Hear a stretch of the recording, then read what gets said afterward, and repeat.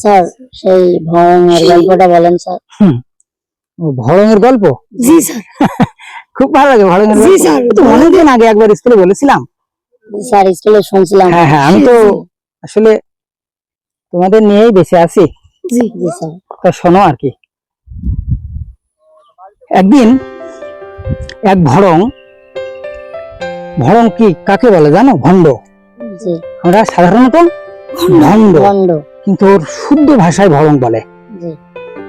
একদিন এক ভড়ং সে বাড়ি থেকে বেরোতে যাওয়ার সময় নিয়ত করেছে যে আমি পথে যেতে যেতে যা পাবো, যতটুকু পাবো, ঈশ্বরকে তার অর্ধেক দেব, ঈশ্বরকে অর্ধেক দেব।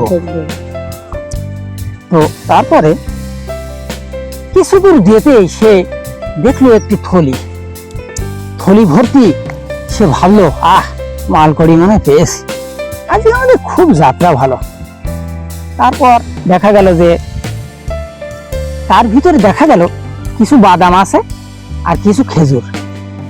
ভড়ং বাদামগুলো খেলো, খেয়ে বাদামের খোসাগুলো এক জায়গায় করলো এবং খেজুরগুলো খেয়ে তার আটিগুলো এক জায়গায় করলো, করে একসাথে করে সেই টুকরাই আবার বেঁধে মন্দিরে ফিরে আসলো এবং ফিরে এসে হচ্ছে আর বলছে, ঠাকুর, ঈশ্বর, আমি নিয়ত করেছিলাম বাড়ির থেকে যে আমি যা পাবো তার অর্ধেক দেব, আমি অর্ধেক দিয়েছি।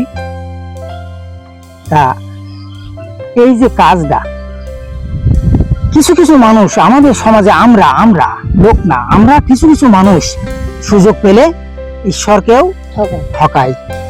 এসব গুলো আসলে ঠিক না, ঠিক না, এসবগুলো আদৌ ঠিক না।